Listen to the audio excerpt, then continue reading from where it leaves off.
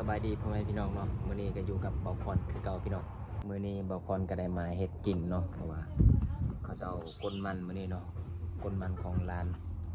ของเบาพรพี่น้องเนาะเบาพรก็เลยมาเฮ็ดกินให้ร้านเนาะนี่อาหารก็คือปลานิลพี่น้องเอ้ยเฮ็ดลาบเนาะ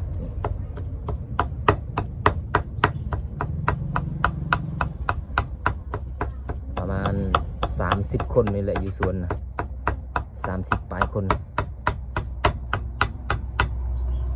สำนี้พอดีกินพี่น้องเอ้ย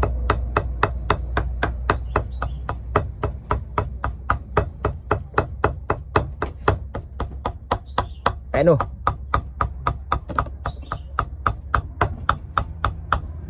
เรียบร้อย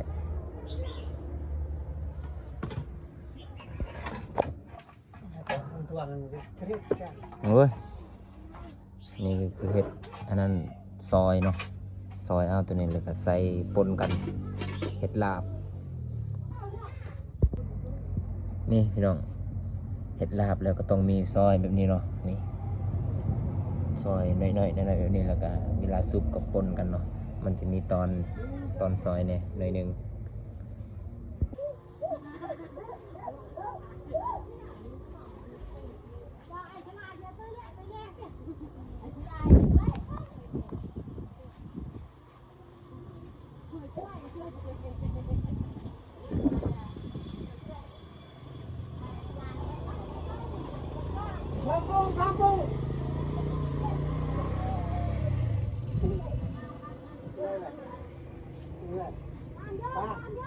ป้าเข้าปลาเลย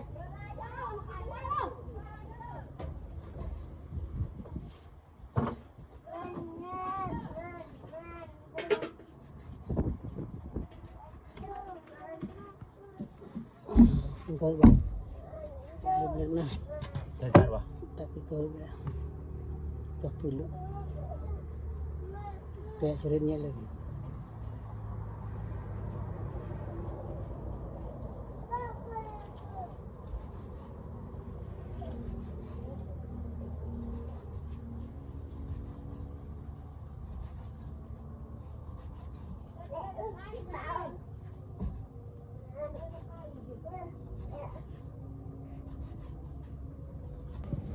นี่ลาบประมาณ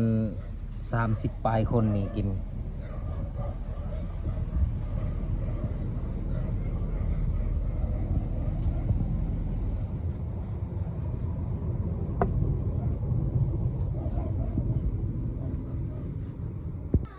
ซอยกับผักลาบเท่าเทียมกันเลย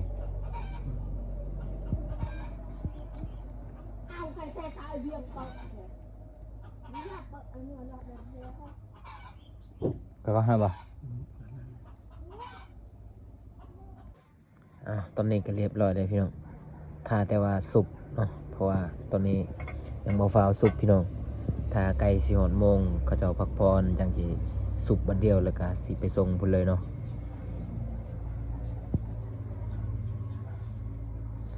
30ปลายคนพี่น้องสิพอกินอยู่บ่นี่ลาบนี่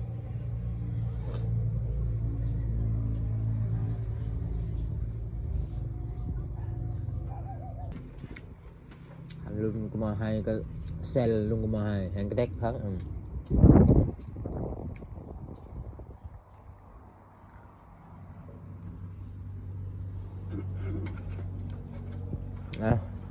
ถึงขั้นตอนสุบลาบแล้วบัดนี้หอดโมงแล้ว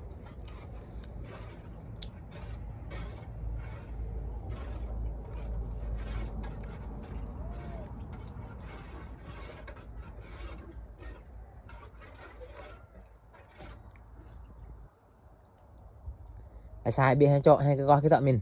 vẽ là mình mà chọn là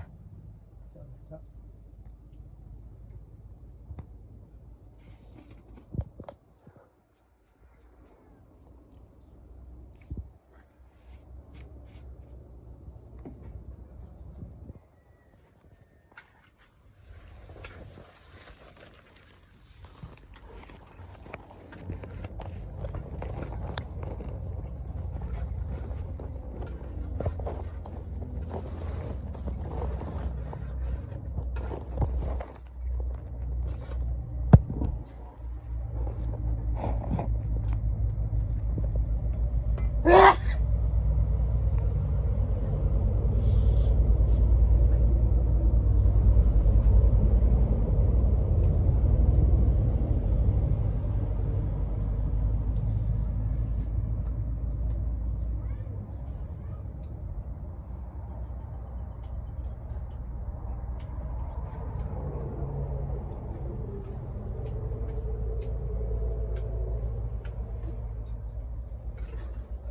นี่ยบางนี่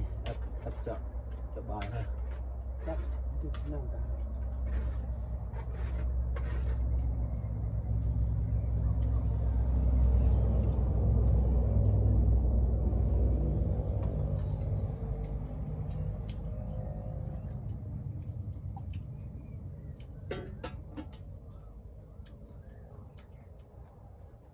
ก็จะใหญ่นะจะใหญ่นะ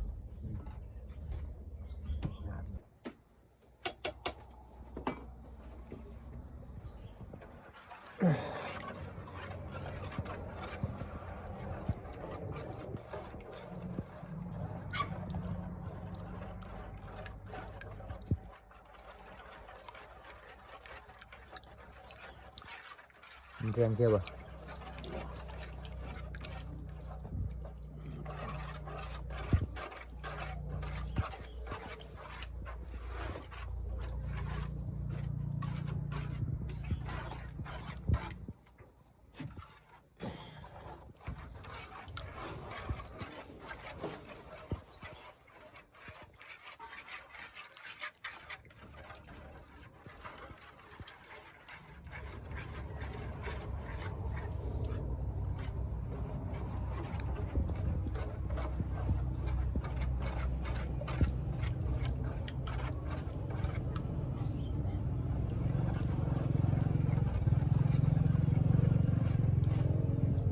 Biết xin Việt được cái chữ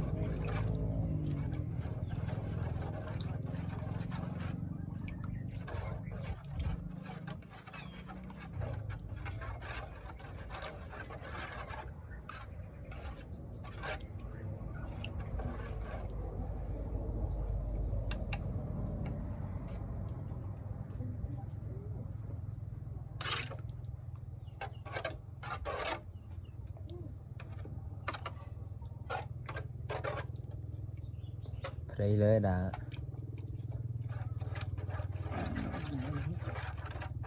đi luôn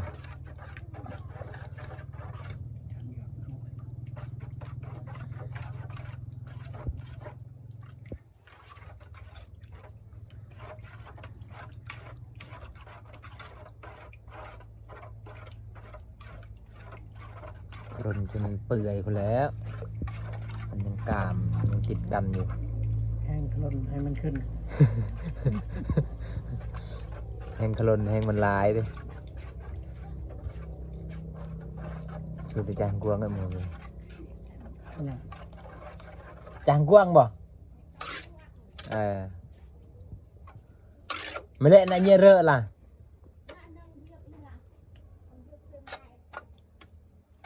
เวทเวท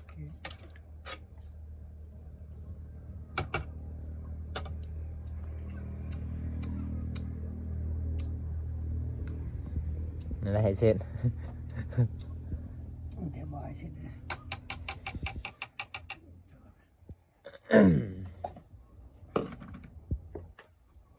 จางเกลือพี่น้อง เพลงเลยเดียวนะ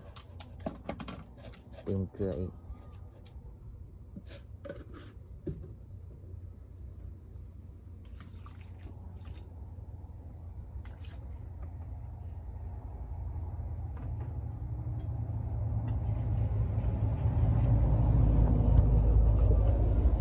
นี่ลาบทางนี้เขาเฮ็ดแบบนี้เด้อ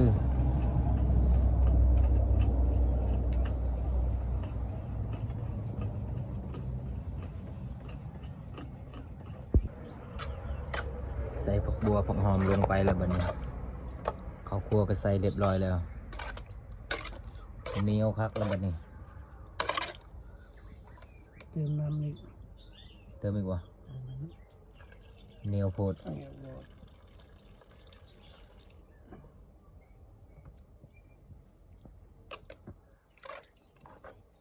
tiada siang nggak?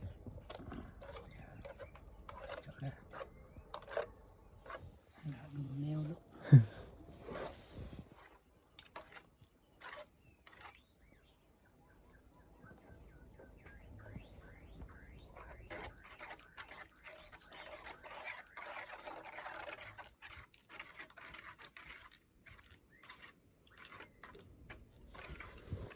ใส่น้ำแล้วก็ยังเหนียวคือเก่า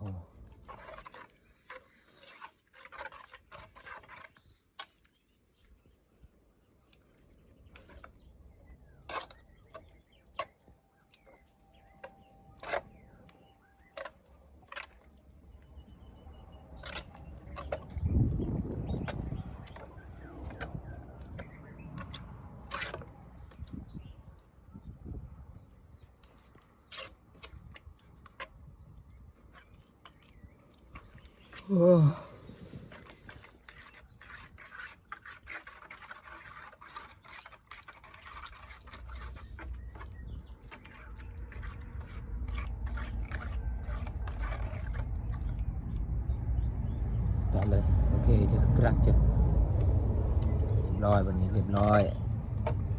เอาตอนนี้ก็เก็บเครื่องใส่รถจักรแล้วอันนี้ก็เป็นแกงปลาเนาะแกงหัวมันพี่น้องเอ้ย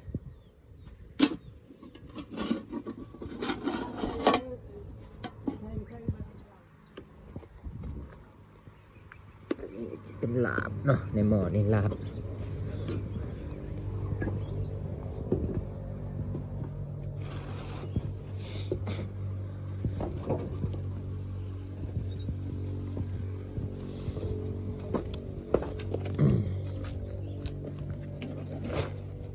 เรียบละ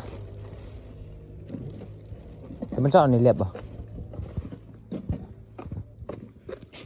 เรียนนั่นต้นก็เอ็ดแหละระยะทางเดียวครับ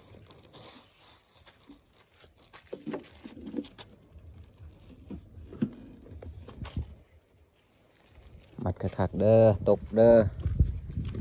ไปฮอดชวนเว้นอาหารเจาะมันตลับเลยเรียบเลยตะบันเถาะเรียบเลยแกจะไม่อักระไอ้นัวแกไม่ได้ก็ไอ้นัวซึ่ง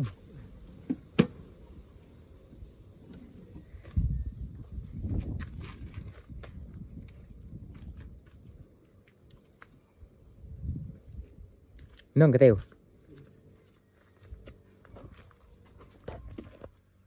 นี่ลาบนี่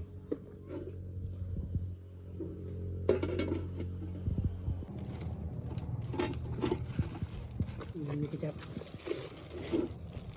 นี่ เอากระจายขึ้นมา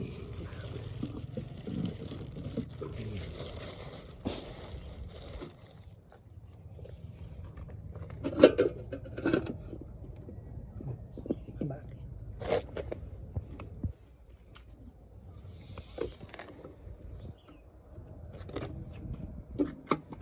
จับเดี๋ยวจับจะบ่ จะเล่น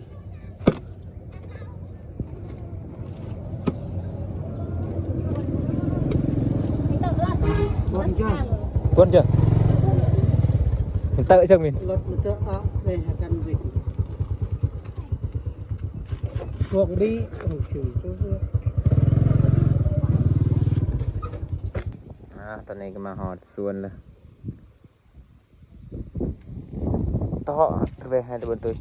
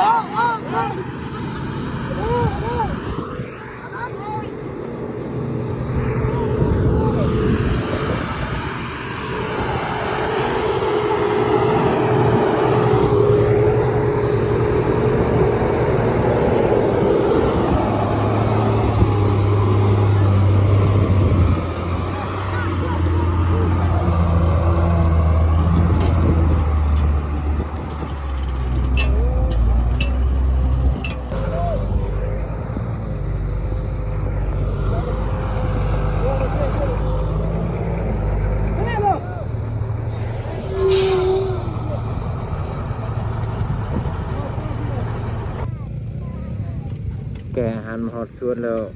พอดีสำเร็จเลยครับมื้อกินอยู่เฮือนอีกเลยแกครับอีกแล้ววันนี้พากันเมื่อแซวๆเลย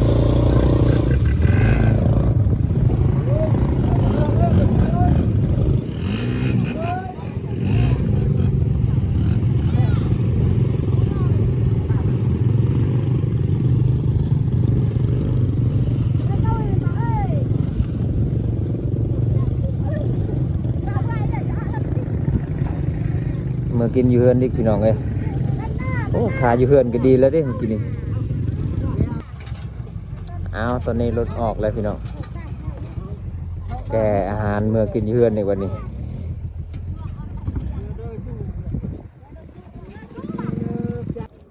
เอาสุดท้ายก็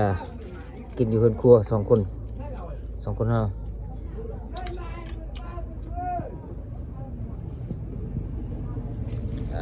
ลาบ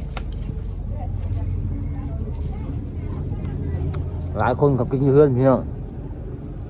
บอลกินอยู่เฮือนครัวอยู่ตารางเนาะ